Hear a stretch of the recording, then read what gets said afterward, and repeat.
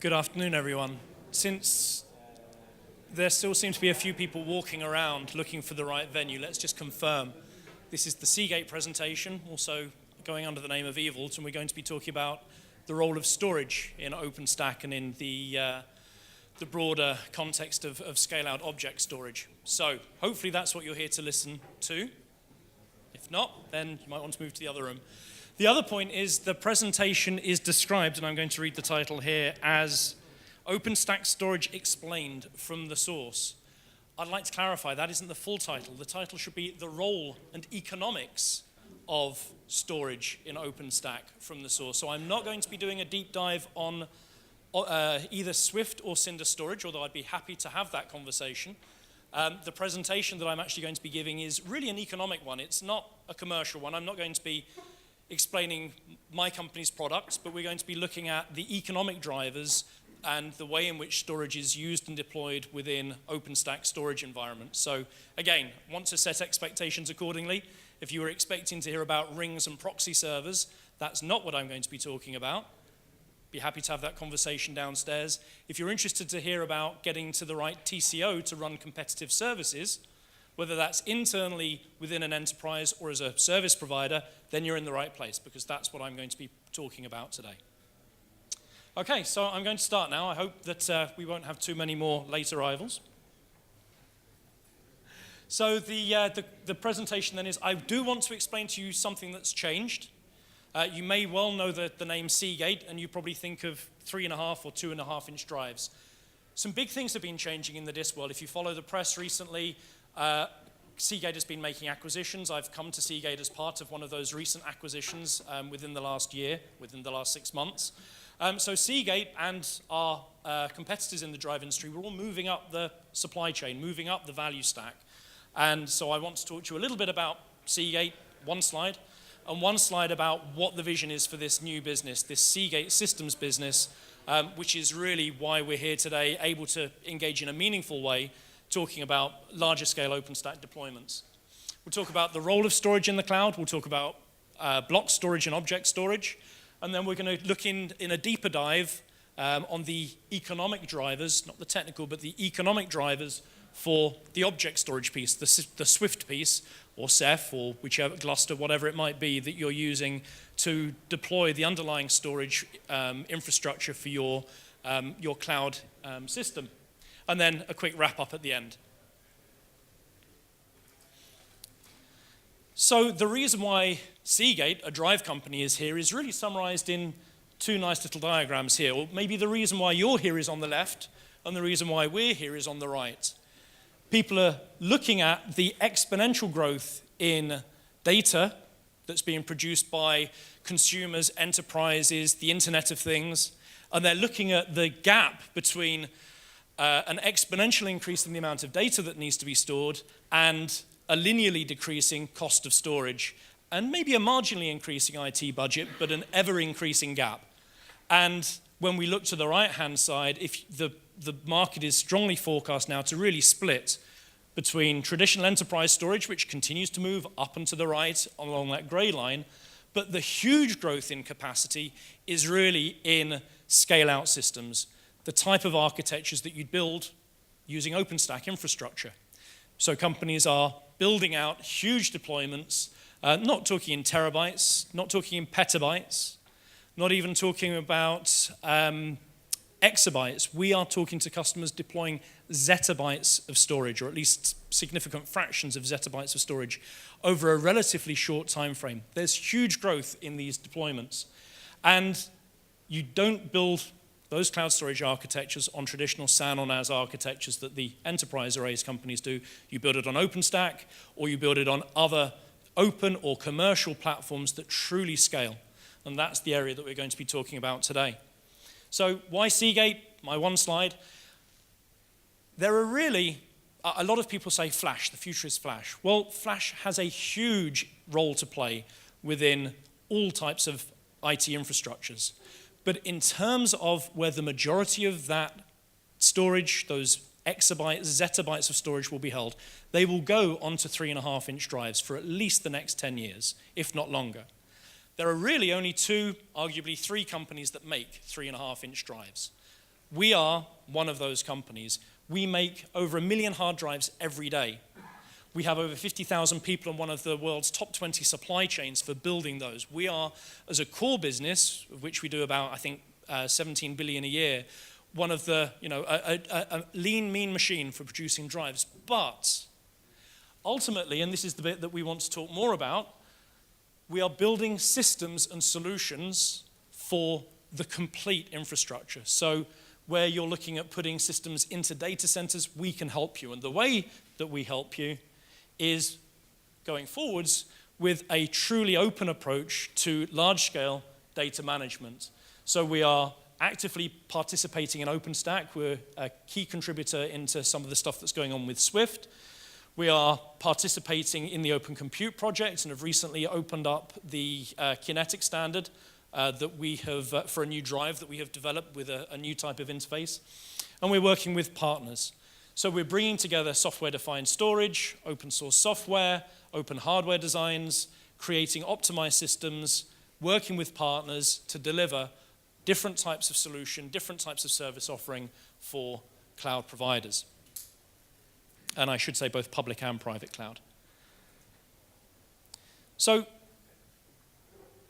this slide I usually put up just to provide a common taxonomy for describing both commercial and technical drivers for the cloud. So ultimately, cloud is about building out a pool of hardware infrastructure, compute, storage, networking, and then exposing that through a flexible set of APIs, whether that's an infrastructure as a service set of APIs or a platform as a service set of APIs.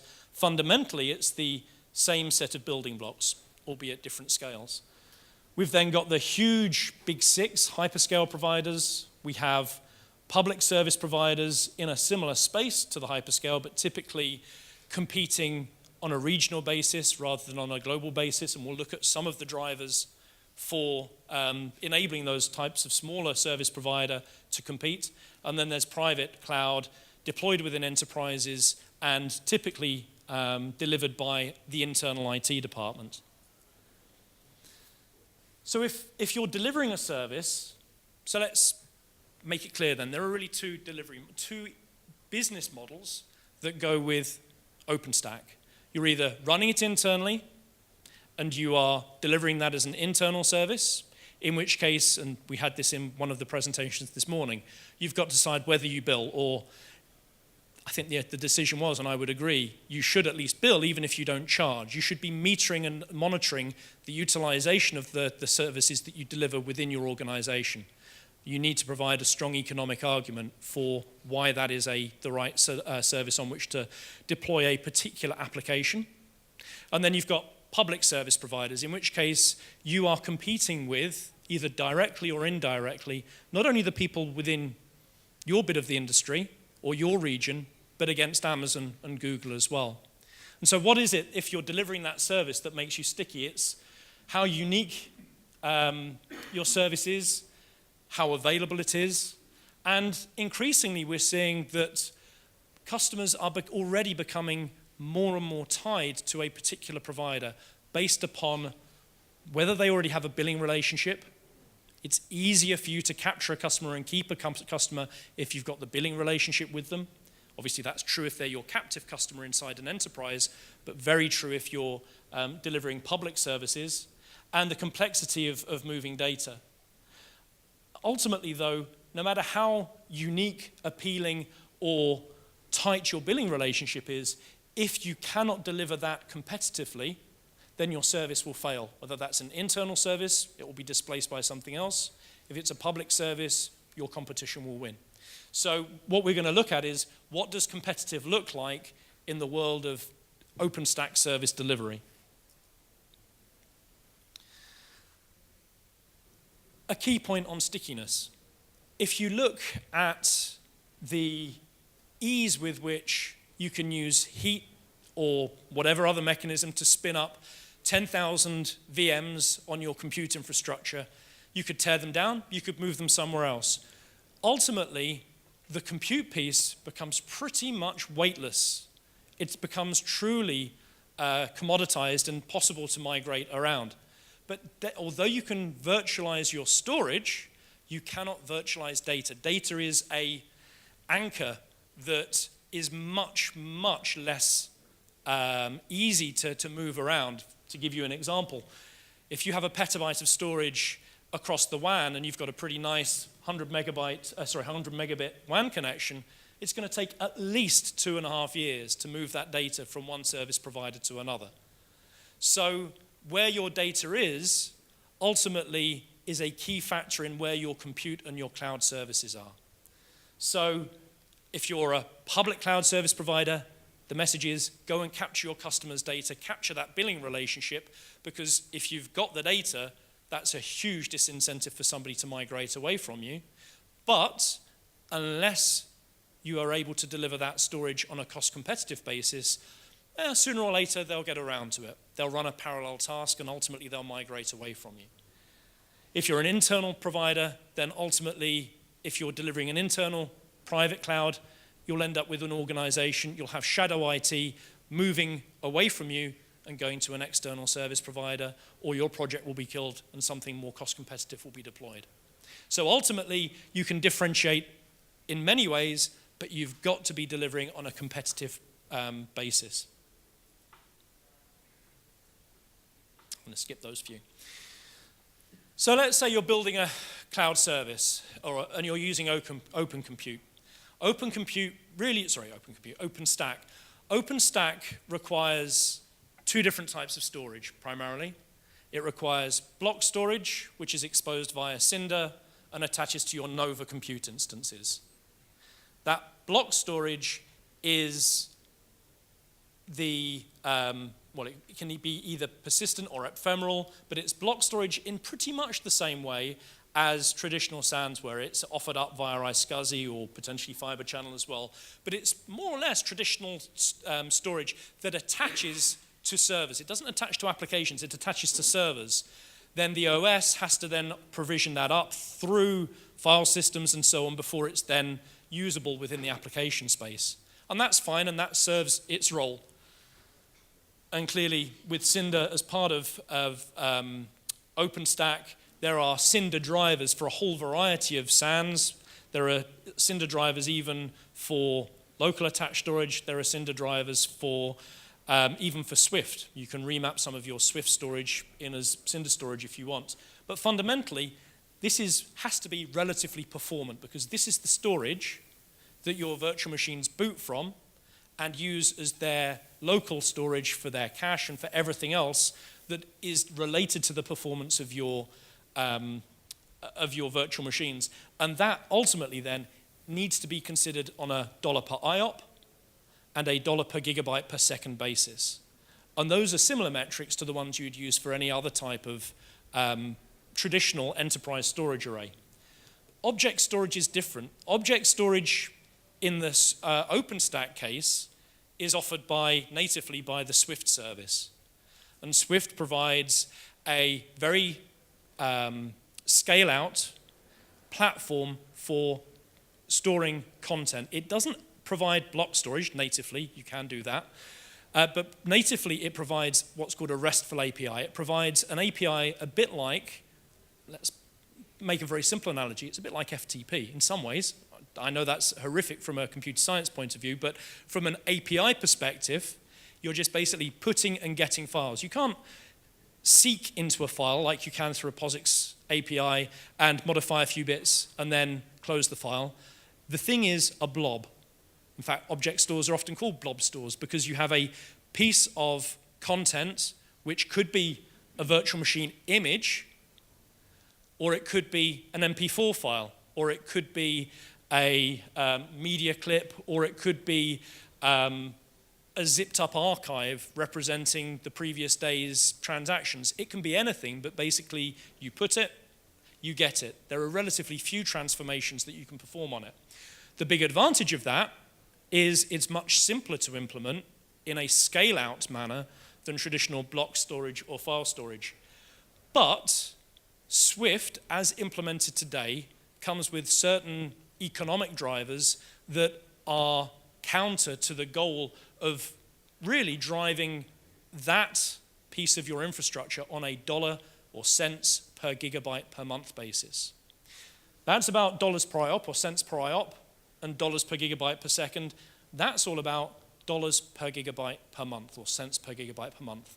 It's not about performance, it's about storing data on a long-term basis at the right total cost of ownership. And so what I'm going to do as we go through the presentation is look at the factors that impact that total cost of ownership, the TCO, and look at, and we can talk about some of the things that are in Swift today, and some of the things that are coming with Swift, or which are already available in Ceph or in some of the other storage systems that you can plug into OpenStack, and look at what the impact will be on the TCO.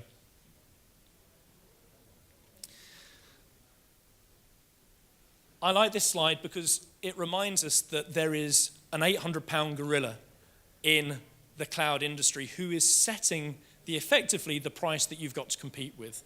Now, I'm not saying that whether you're a private enterprise or a public enterprise, you are going to be selling directly against these guys, but ultimately, whatever you do has an incremental value relative to the economic commodity price of storage. Somewhere down the line, in pounds or dollars or euros or whatever it might be, you have got to find a way to demonstrate that your solution is better than your delta over the cost of a commoditized storage platform. Otherwise, inevitably, data will migrate away to other service providers. Amazon has done a phenomenal job in the industry in pricing and in terms of its investment, because they have over 5 times the capacity as the next 14 vendors combined, and they've spent less than its next 2 nearest competitors combined. This is what the economics of a retailer do to IT.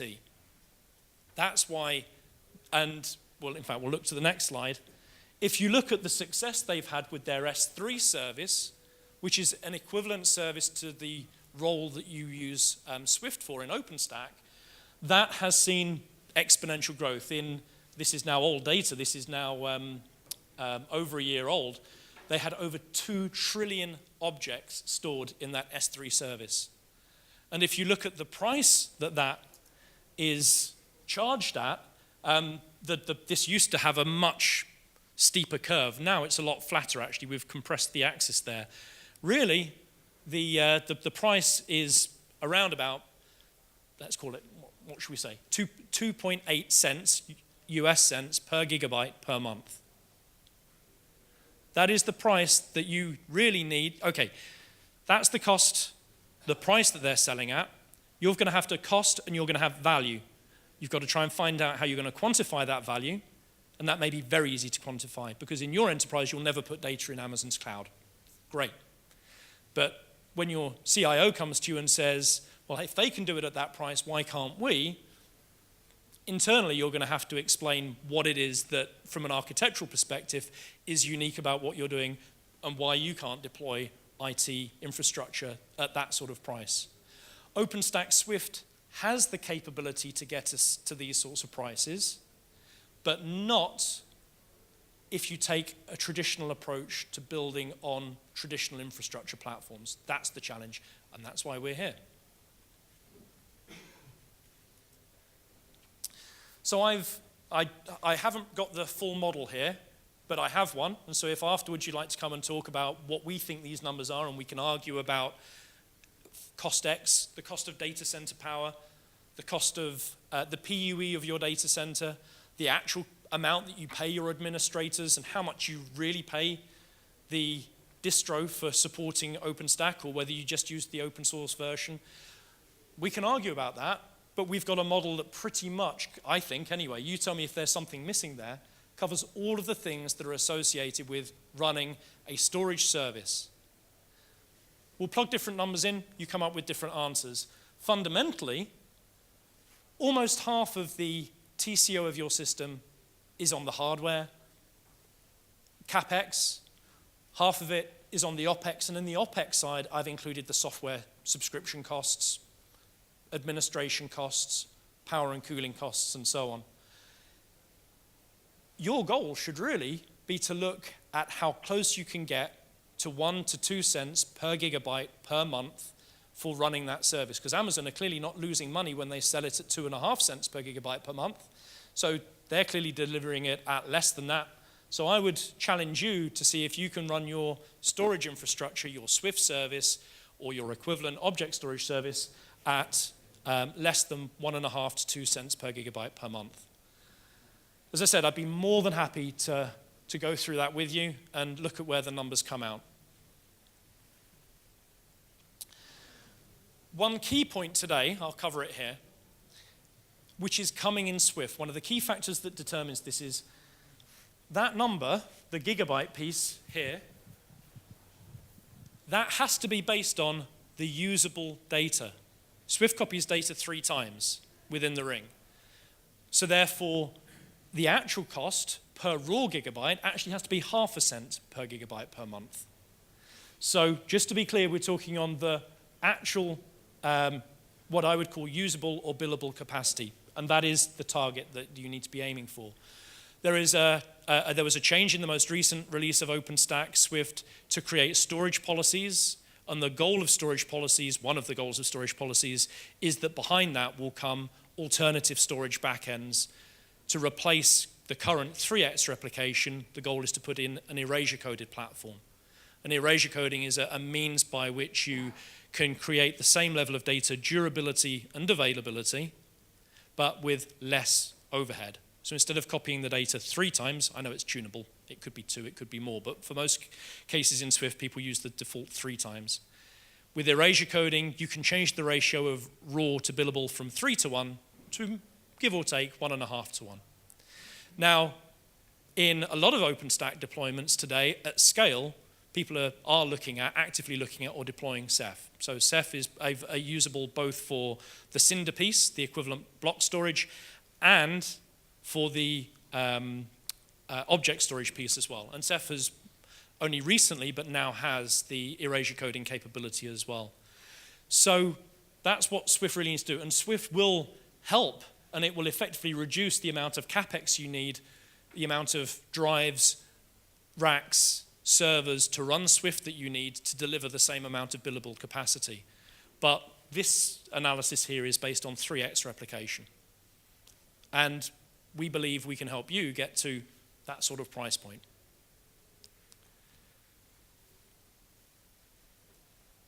So this is one of my final slides. It's the bit where I explain a little bit more about our strategy. So Seagate used to be a drive company, has created a systems business. To create that systems business, it acquired a company called Xyratex. That's where I came from. Xyratex was a storage array manufacturer.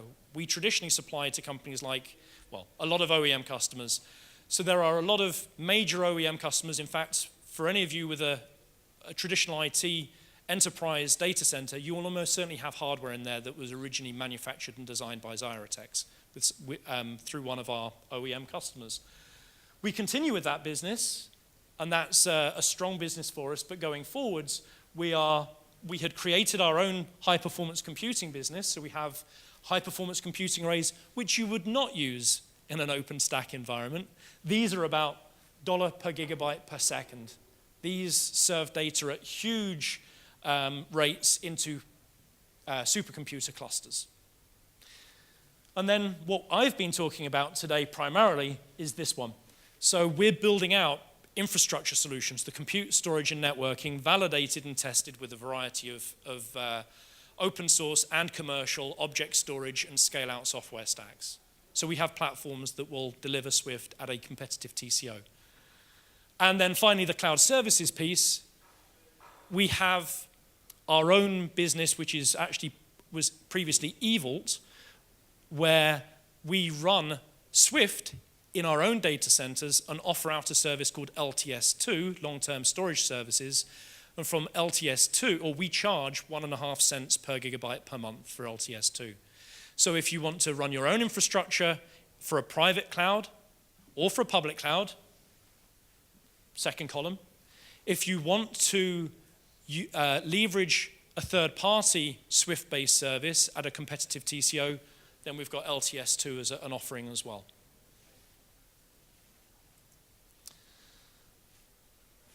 And in fact, that was my last slide. So in terms of the economic drivers, I'll just go back and recap on that. About 50 to 60% of the infrastructure that you need to run Swift is disk drives. We're Seagate, we make the disks. Another 10 to 15% are the enclosures, we do those too. The remainder of it is the power, the cooling, the data center. Well, the more efficient and dense the system is, the lower those costs are too. And finally, in terms of the administration costs, what we've been doing in some cases, and Swift in particular, is building more integrated managed solutions for Swift, which you can deploy in-house. And that means Swift, which can sometimes be a bit challenging to manage, becomes a much more straightforward to deploy solution. Fundamentally, though, Swift has 3x replication. The migration to erasure coding will have a big impact on the potential TCO you can achieve, but fundamentally will still require compute, storage, and networking in racks. And we're in the market of working with our partners to deliver that to service providers and enterprises to enable them to be competitive with some of the biggest gorillas, as I called them, within the cloud marketplace. Okay, I think I was a little early, so if there are any questions, I'd be happy to take them.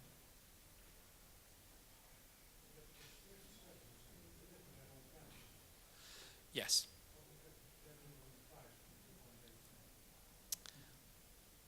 Can you repeat the question? Yes, certainly. So the question was, can we manage a Swift solution on-premise? So I would be more than happy to have a follow-up conversation with you. We haven't publicly announced, and I won't in public forum talk to that, but there are projects that we have ongoing that we could talk to you about. Yeah, sorry for the loose answer. Yes.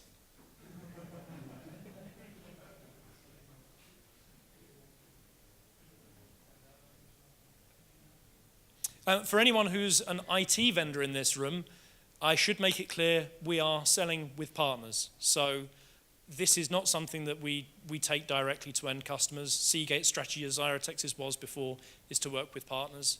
So our route to market, both for the services and the infrastructure, is with our partners. So we are not looking to cut people out, but we are saying that really this piece of the market requires a fundamental change in the economics, and we can help end customers, users, people deploying infrastructure, and the partners who are the traditional suppliers to those customers enable everybody to be competitive. Okay, thank you.